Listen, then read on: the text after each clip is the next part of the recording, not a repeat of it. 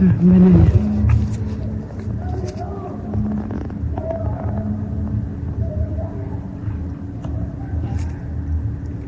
Nó nhạc lên nè. Mình chạy đi.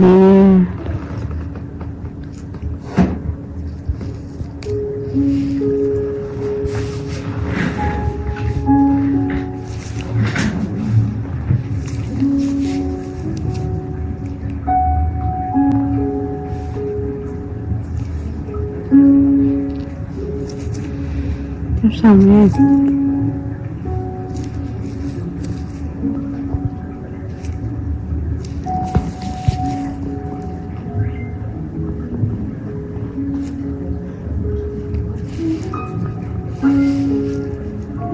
Mấy cục này không, cục thịt thường ấy.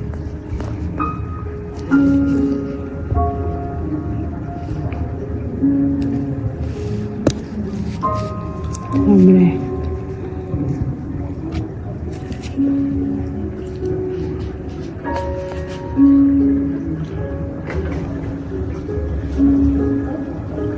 For a long time, Sherlock Holmes stayed bent over his dissecting microscope. Finally, he straightened up, turned to me, and gave me a look of pure triumph. "It is temptation, Watson, pure temptation," he said. "Take a look at these objects scattered on the microscope stage." I leaned over the lens and focused as carefully as I could. "These hairs," Holmes explained, "are threads from a coarse woolen coat. These irregular gray masses are dust.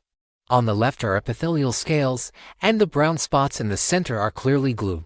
Laughing, I replied, "Very well, I'll accept your conclusions.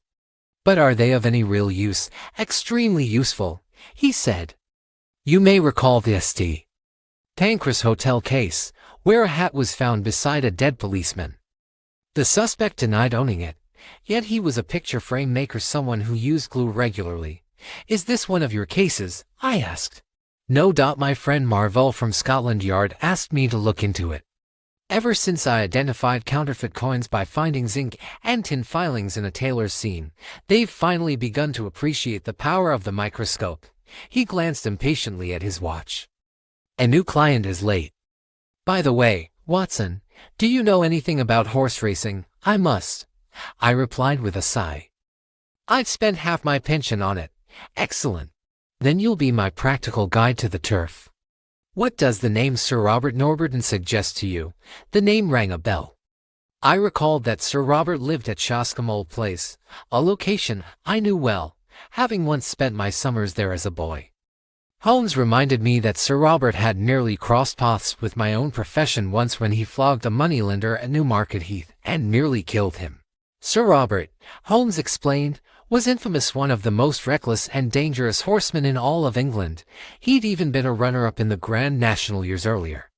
A true remnant of Regency excess, he had been a boxer, a sportsman, a gambler, and a notorious womanizer, now drowning in debt far beyond any hope of recovery. Shoscombe Old Place, he continued, lay in the middle of Shoscombe Park, which was home to some famous racing stables overseen by the head trainer, John Mason. Holmes then casually revealed he had already received a letter from this very man. The estate was also known for its rare Shoscombe Spaniels, prized by dog fanciers throughout England. The dogs were the absolute pride of Lady Beatrice Folder, whom I mistakenly assumed was Sir Robert's wife. Holmes corrected me. She was his widowed sister, living on the estate she had inherited from her late husband. Sir Robert had no legal claim to it whatsoever, though he lived entirely off her income. Just then, the door opened, and John Mason himself was shown in. He was a tall, clean-shaven, stern-faced man, the kind of man you could immediately tell was accustomed to controlling both unruly horses and disobedient boys. He didn't waste any time on pleasantries.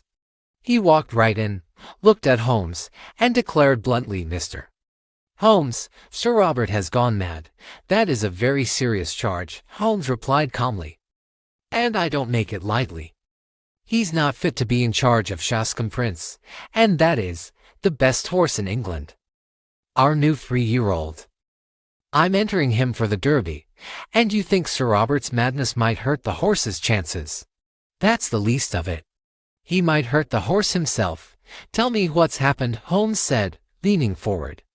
Mason took a deep breath. Well, Mr. Holmes, it seems Sir Robert has changed. Completely. He used to be a hard man, yes, but a fair one. Now, his temper is... well, it's frightening. He snaps at everyone. But it's not just his temper. It's his actions. They make no sense. For example, his sister, Lady Beatrice. They were always close. Inseparable. She doted on him, and he, in his own rough way, was very fond of her. But about a week ago, everything changed. He started avoiding her. They had some sort of terrible quarrel, and now he won't even be in the same room with her. It's a natural, Mr. Holmes. A family quarrel is hardly a sign of madness, Holmes pointed out. There's more, Mason insisted. Lady Beatrice has a favorite spaniel, a little Shoscombe spaniel. It was her shadow, followed her everywhere. A few days ago, Sir Robert took the dog and just gave it away to the landlord of the Green Dragon Inn, of all people. Lady Beatrice was heartbroken. Why would he do such a cruel thing? Holmes's eyes lit up with interest. He gave the dog away. Peculiar. What else? He's been going down to the old crypt at night. The family crypt, under the chapel.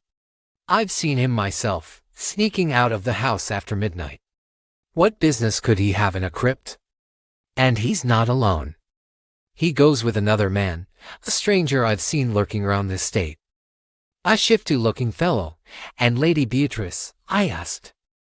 What does she say about all this? Mason's face grew even more grim. That's the strangest part of all. She seems to have changed too. She's been ill, they say, but she still goes for her daily drive in her carriage. But she doesn't speak to anyone. She just sits there, pale as a ghost. And her maid, the one who's been with her for years, she seems terrified. Something is very wrong at Shoscombe, Mr. Holmes. There's one last thing, Mason said, his voice dropping to a whisper. A few days ago, I was passing the old furnace, the one they used for burning waste. There was a terrible smell coming from it. And I found something in the ashes. Something that looked like burned bone. I can't be sure, but it looked human. A heavy silence filled the room. Holmes stood up and began to pace back and forth, his hands clasped behind his back. The pieces were starting to fall into place, a sudden change in character, a cruel act against a beloved pet, secret nightly visits to a crypt, a terrified maid, and a mysterious fire. Mason, Holmes said, stopping his pacing. You were right to come to me. It seems we have a problem that goes far beyond a simple family argument. Watson and I will come down to Shoscombe at once. And so, we found ourselves on a train speeding toward the Berkshire countryside, heading for an old estate shrouded in mystery. We were on the trail of a man who had seemingly lost his mind, a sister who had vanished from sight, and a secret dark enough to be hidden in a family crypt. The race for the Derby was fast approaching, but it was clear that the real stakes at Shoscombe Old Place were far, far higher than any horse race. The game was afoot, and the scent of danger was thick in the air. Join us as we unravel the strange and twisted case of Shoscombe Old Place. Make sure to subscribe so you don't miss the next part of this thrilling investigation.